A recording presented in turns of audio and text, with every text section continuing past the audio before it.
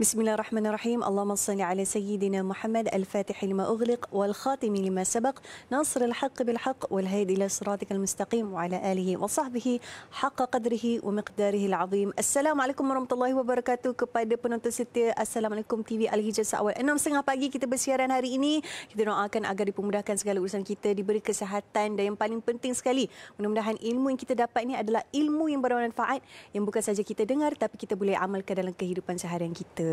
Bila sebut tentang ilmu ini pasti disebabkan rasa cinta. Bila cinta ni teringat saya satu lagu ni CINTAKITA Cinta Kita, CINTABUTA Cinta Buta. So antara cinta kita kepada Allah Subhanahu Wa Taala ataupun cinta buta yang membuatkan kita makin jauh daripada Allah, inilah yang kita nak bincangkan di mana tajuk kita pada hari ini ialah Demi Cintaku Padamu. Hari ini banyak sikit lagu lah ya sebab kita punya ahli panel ni rasanya dua-dua memang masya-Allah background nasyid-nasyid yang mungkin boleh kongsikan pagi nanti insya-Allah. Seperti biasa bersama dengan kita iaitu Al-Fadhil Ustaz Muhammad Azli dan juga kakak saya Heliza Helmi. Assalamualaikum. Assalamualaikum warahmatullahi wabarakatuh. Aku nak jawab dalam bentuk lagu Ustaz. Bahaya. Jangan runtuh siling. Astagfirullahalazim. Macam mana sihat hari ini? Alhamdulillah.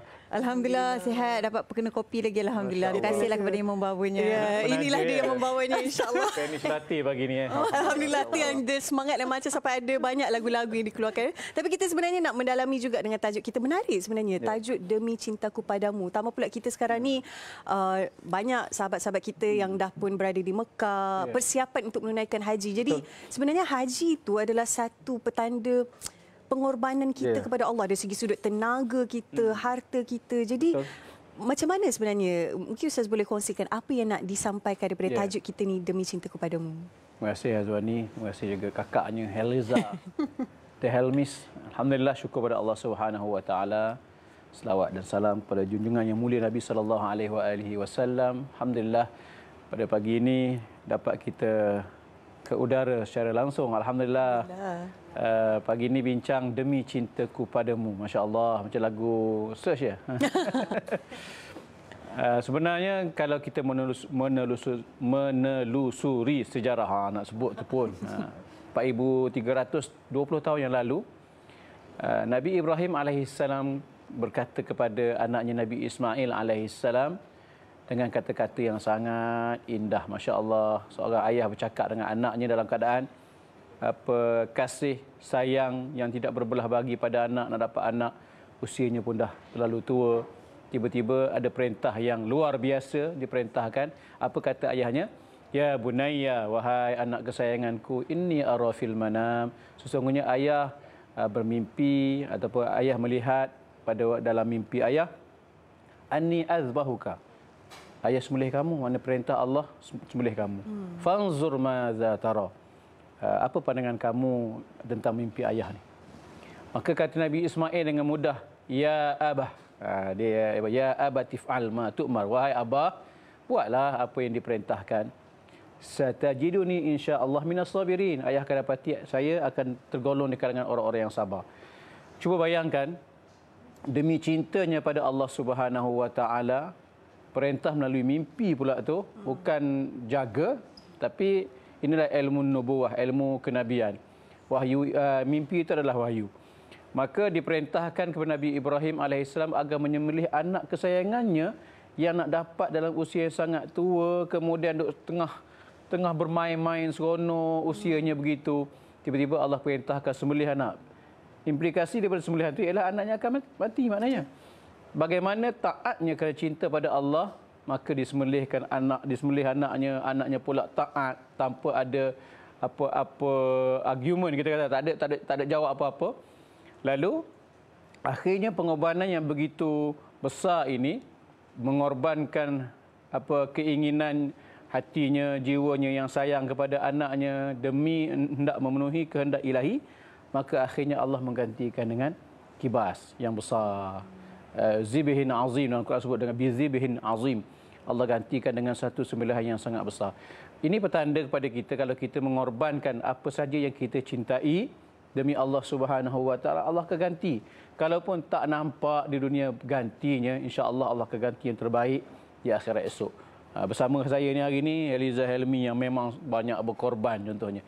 Nanti kita dengar bagaimana orang yang berkorban ni, dia dah nampak dah sebenarnya apa yang Allah gantikan di dunia ni, kalaupun mungkin tak sehebat yang bakal diperolehi di akhirat esok, tapi sebenarnya signal-signal ke arah kemenangan di akhirat tu dah nampak di dunia ni. Saya rasa itulah untuk permulaan. Masya Allah, betul lah. Bila sebut pengorbanan ni biasanya perlu melalui kesakitan itu. Mungkin kita tak nampak apa kelebihan ataupun hikmah di sebalik pengorbanan itu, tapi itulah nama dia pengorbanan. Kita tetap buat juga sebab apa? Atas dasar cinta. Jadi bila Ustaz pun dah bagi teaser sikit, Masya Allah, untuk pengetahuan semua Kak Ajar ni antara seorang kakak yang menjadi role model terbesar dalam hidup saya.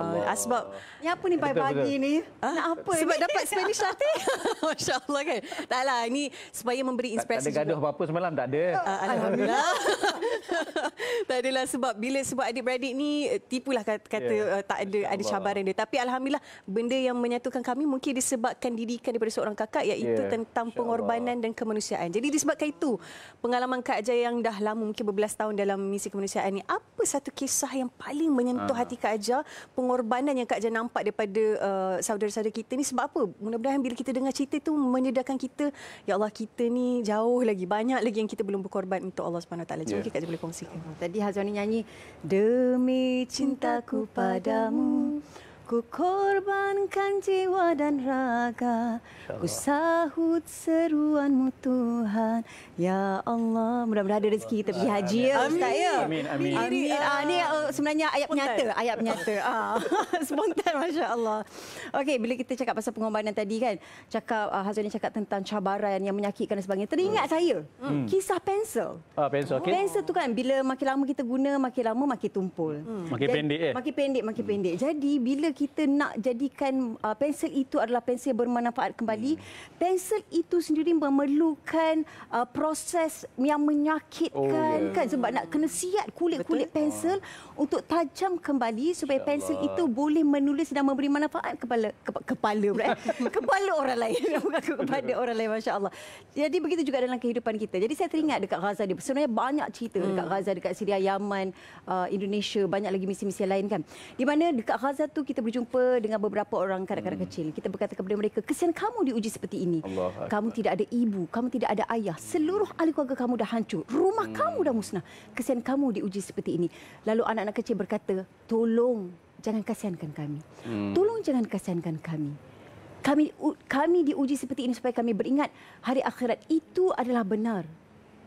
Yang perlu dikasihankan adalah mereka di luar sana yang diberikan segala macam nikmat sampai kita terlupa untuk siapkan diri untuk berjumpa dengan Allah SWT. Tidakkah kamu ingat dalam surah Al-Mulk ayat kedua, apa kata Allah SWT? A'udzubillahi minasyaitonirrajim. Alladzi khalaqal mauta wal hayata liyabluwakum ayyukum ahsanu amala. Allah menciptakan kematian dan juga kehidupan untuk menguji. Ada perkataan menguji Ustaz kan? Siapa yang paling baik sekali amalan dia. Jadi dalam keadaan yang penuh dengan cabaran, penuh dengan ujian, mungkin di antara kita yang sedang menonton pun tengah diuji, Masya Allah. Dan apatah lagi dekat Gaza, Masya Allah, kita tengok bertalu-talu tanpa henti sampai sekarang. Mereka tidak pernah merasa dalam keadaan aman, tenteram, tetapi Masya Allah kita tidak tahu dalam hati mereka, mereka memakai satu namtag syahid. Mereka tidak sabar untuk berjumpa dengan Allah SWT kerana demi cintaku padamu. Kalau kita tengok, Masya Allah, kita bercakap tentang wira. Bila wira kita akan teringat mesti orang lelaki lah gagah perkasa ataupun tentera dan sebagainya kan. Ada bila di Gaza itu sendiri, saya dengan Hazwani bersama-sama pergi sebuah rumah di mana bagi kami ia merupakan wirawati negara di Gaza itu sendiri. Di mana seorang wanita ini, remaja ini telah mengorbankan hartanya, telah mengorbankan handphonenya, cincinnya dan juga pertunangannya. Allah Akbar. Demi cintaku padanya. Maknanya dia telah memberikan seluruh hidupnya ketika itu. Razan An-Najjar, wanita ini telah korban kehidupannya setiap hari. Dia menjadi seorang paramedic untuk membantu orang lain, memakai pakaian seperti biasa dan telah pun di-aim oleh tentera rejim Zionis. Dan beliau meninggal pada 17 Ramadan. Nuzul Quran ketika itu. Dan ketika dihubungi oleh ibunya, sebab kita berjumpa dengan mak dia, dia tak percaya mula-mula anak dia kena tembak. Tapi apabila melihat sendiri, Masya Allah, rupanya anaknya telah pun syahid dan tak sempat pun nak berkahwin. Dan dia memang bercita-cita adalah untuk membantu orang lain. Dan Masya Allah, demi cintaku padanya, ibunya pula berkata kepada kami, sekarang ini aku pula menggantikan anakku untuk menjadi paramedik. Dan adiknya pula berjuang dalam bidang undang-undang. Walaupun kita tengok macam mustahil je dekat Gaza, tapi perjuangan mereka ni Allah kira. Walaupun usaha rizaknya Allah yang akan tentukan. Jadi demi cintaku padamu, kalau kita tidak meletakkan padamu itu adalah Allah, maka sia-sialah usaha kita dan ujian kita lalui selama ini. Allah, ini satu peringatan yang sebenarnya cukup besar untuk kita, di mana ramai di antara kita sekarang ni, cinta itu adalah satu fitrah, tapi bila kita terlalu mengajar cinta pada makhluk ataupun cinta pada dunia, pada harta, benda itu akan menyakitkan. Tapi bila kita cinta padamu, pada Allah SWT, benda ni yang akan membuatkan kita rasa manis dalam perjalanan ujian itu, insya-Allah. Banyak Spanish latte manis. Betul, insya-Allah. Kita nak berehat dulu, kami nak minum Spanish latte, kita izin. Insya-Allah kita berjumpa selepas ini dalam Assalamualaikum Subuh. Kita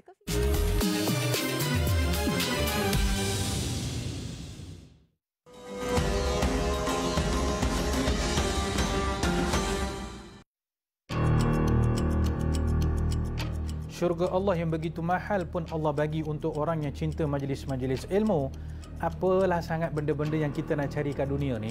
Ilmu tu adalah kunci kepada semua jenis kebaikan dalam syariat Islam.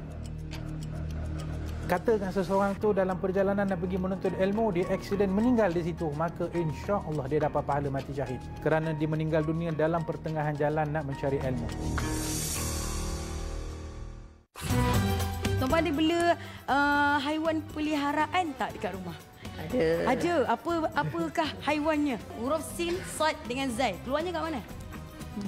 Hujung lidah. Okey. Gigi bawah. Gigi bawah. Ayat pertama huruf Sad. Jangan baca lakal sadrak. Tak nak. Kita nak lakal sadrak. Dalam program My Ngaji, kalau tak tengok anda yang rugi. Sabda Nabi SAW, Al-Hajju Arafah. Haji itu adalah Arafah. Jangan lupa saksikan perbincangan seterusnya dalam interaktif haji bersama guru haji anda. Saya Ustaz Arintul Zarokman dan juga guru haji anda Ustazah Ayu Suhana Marikan dan Ustazah Yusna Yusof berserta dengan moderator di TikTok dan Facebook TV Al-Hijrah, Tuan Haji Zaim Zamani. Dalam hari Arafah itu ada 360 minit waktu keemasan untuk berdoa. Bila kita kata khusyuk, kita akan merasakan seolah Allah bersama dengan kita. Banyak serahkan diri pada Allah, bercakap dengan Allah. Macam saya kata, bercakap dengan Allah. Aku ni tak mampu, ya Allah, tolonglah aku, ya Allah. Aywa, ini program interaktif. Anda boleh berinteraksi dengan kami sama ada melalui TikTok Live ataupun Facebook Live TV Al-Hijrah. Anda tinggalkan komen, momen dan persoalan dan kami akan jawab di sepanjang program interaktif haji ini.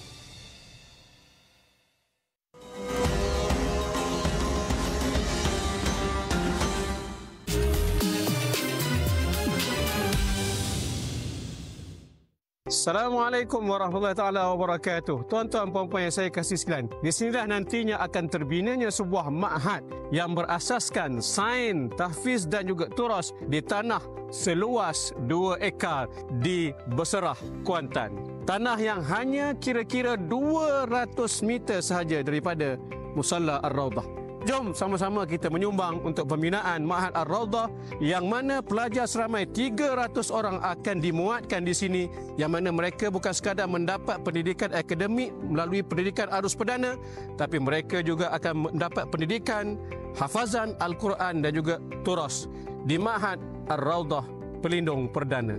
Jom bersama dengan kami. Satu sedekah, selangkah ke jannah.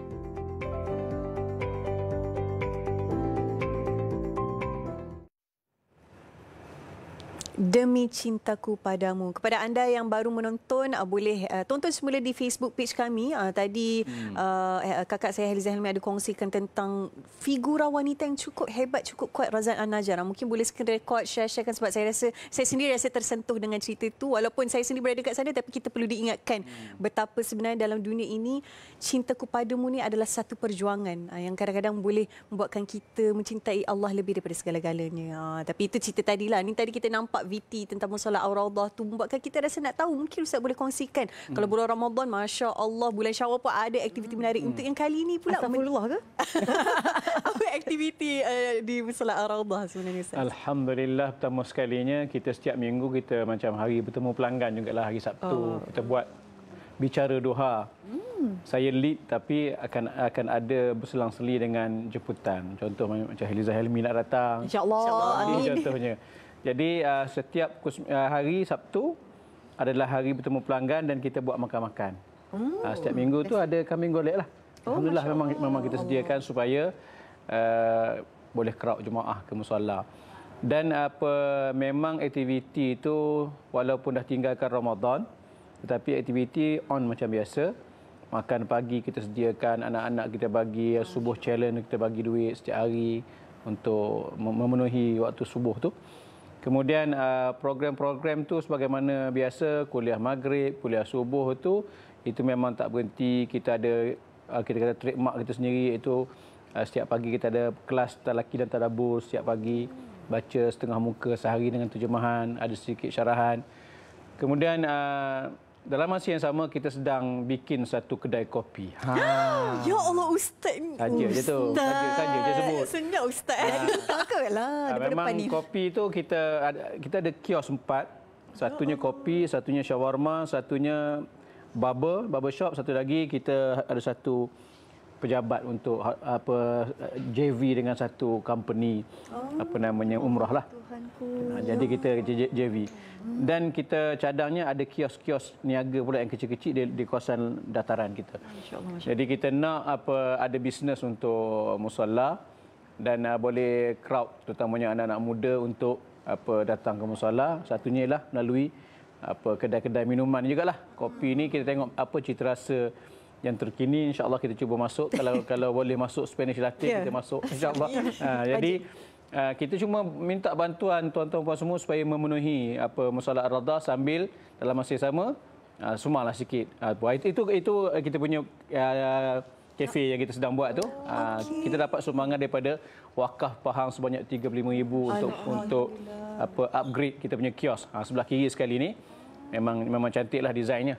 Kemudian dalam masa yang sama kita memerlukan sumbangan tuan-tuan puan semua sebab kita nak pasang interlocking 3D keliling masjid yang mana costing 80k. 80k. Sebab dia cantiklah macam art street tu. Jadi nak pasang tu memang kena kepakaran luar biasa pasang dia. Kemudian harga dia mahal. Jadi yang ni tak cukup duit lagi. Terus teranglah. Tak cukup duit lagi. Jadi kalau tanya kenapa tak pasang-pasang, tak cukup duit. Tapi bila nak cukup, tak cukup lagi tak pasang lah. Jadi kalau nak cukupkan tu nampak QR sebelah saya tu. Screenshot muka saya dengan QR tu boleh simpan untuk maghrib ke ataupun nak buat sekarang lagi elok dekat subuh. Ada orang suka buat subuh, ada suka maghrib. Jadi kalau yang suka maghrib, screenshot dulu. Nanti kita kalau orang suka lupa buat sekarang lah. Kalau yang suka lupa memang elok buat sekarang serta merta. Jadi boleh QR sekarang Kalau boleh tak perlu banyak pun. 10,000 seorang pun okeylah, alhamdulillah kan. Jadi 8 orang dah cukup dah. Betul. Dan dalam masa yang sama kita dalam proses membina Ma'had Ar-Raudhah ataupun Mardha. Mardha ni sebagaimana tadi teaser tadi, kita jangka akan ambil masa 2 tahun untuk siap bangunan. Tetapi dalam masa 2 bulan daripada sekarang kita akan mula ambil pelajar pertama yang akan gunakan bangunan musalla di tingkat atas, ada 3 kelas. Jadi mereka ni akan tinggal di asrama yang kita sewa rumah sekitar Mardha atau Ma'had ni. Jadi yang ni kita perlukan kos 30 juta. Untuk fasa pertama 5 juta ni nak buat bangunan dia. Masya Allah. Jadi kalau datang ke Kuantan macam ada satu landmark baru Mardha lepas ni selepas musalla Ar-Raudhah. Ni kita punya pintu masuk. Jadi kalau tuan-tuan rasa nak ada saham yang kukuh, inilah masanya sebab bangunan belum naik, baru ratakan tapak, bawa kerja-kerja asas. Jadi kalau nak ada saham yang besar pada bangunan ini, esok untuk pijak pada tanah ataupun asas bangunan yang kita buat, pahala itu berpanjangan hinggalah hari kiamat insya-Allah. Jadi jangan malu-malu, jangan segan-segan, QR lah.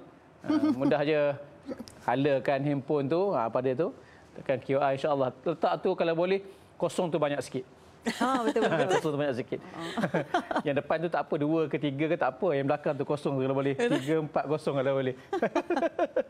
InsyaAllah. Jadi boleh screenshot, kongsi-kongsikan. Sebenarnya bila kita tengok video ni, terus terang rasanya kami adik-beradik pun rasa Masya Allahnya. Sebab ini adalah satu perjuangan bukan sahaja untuk nak ajak. Bila jihad fisabilillah. Ya, betul. Kan? Jihad dalam skop kita di Malaysia ni. Masya Allah. Seni bina yang sangat cantik. Ya Allah, mudah-mudahan bila kita berinfak dengan banyak kosong itu, bukan kosong ringgit yang baik, banyak kosong di belakang tu banyak. Mudah-mudahan banyak sangat manfaat dia insya-Allah. Jadi macam Kak Jah pula, kita pun tajuk kita demi cinta kepadamu kan. Mungkin Kak Jah boleh beri sedikit kesimpulan ataupun bagi semangat kenapa kita kena menjadi orang bermanfaat. Tak kisahlah dari segi sudut sedekah, contoh infak pada musalla Ar-Raudhah ke ataupun menyumbang diri kita kepada ummah. Mungkin Kak Jah boleh kongsikan agar motivasi kita pagi ini untuk menjadi orang bermanfaat. InsyaAllah. Cakap pasal bermanfaat, rasanya semua tahu tentang hadis Nabi Muhammad SAW menyebut khairun nas anfa'uhum linnas. Sebaik-baik manusia adalah orang memberi manfaat kepada orang lain. Jadi kita tengok pagi ni kita dah bangun tidur, dah solat subuh, apa manfaat yang kita tak bagi lagi. Betul. Jadi Allah bagikan kita untuk menonton pada hari ini bukan saja-saja.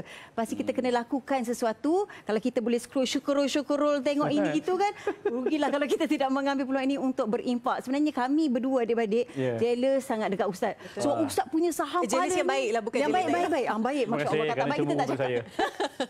Sebab dia pahala yang sangat-sangat berpanjangan. Jadi ada guru kita cakap juga kan, best sebab Ustaz buat ni dia macam sampai orang rasa macam seronok nak pergi ke tempat-tempat macam tu kan.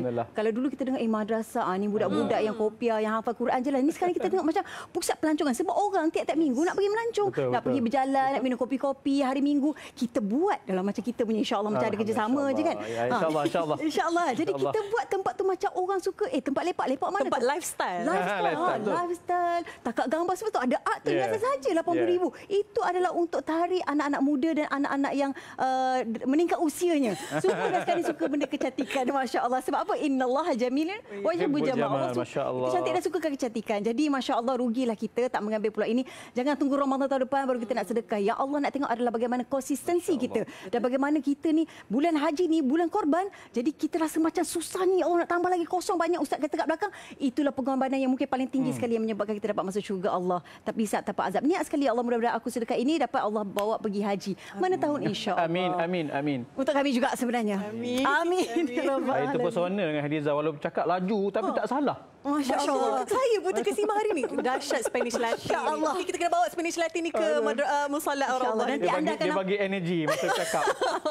Nanti anda akan nampak kami tiba-tiba ada lepak dekat madrasah sana baru minum kopi. Jual kopi sekali insya-Allah. Kalau jadi pengacara ni mungkin lagi dahsyat ni, masya-Allah kelancaran dia. Meletup Masya-Allah. Terus walaupun tak pakai kat sini. Jadi Ustaz, mungkin sedikit kesimpulan dengan tajuk kita pada hari ini. Alhamdulillah, seronok mendengar perbincangan dengan dua orang yang berpengalaman dalam dunia pengorbanan. Kalau tadi dia sebut cemburu pada saya lebih cemburu pada mereka berdua kerana dua beradik yang begitu konsisten dalam melakukan kerja-kerja kebajikan kepada umat Islam seluruh dunia. Tahniahlah pada kedua-dua.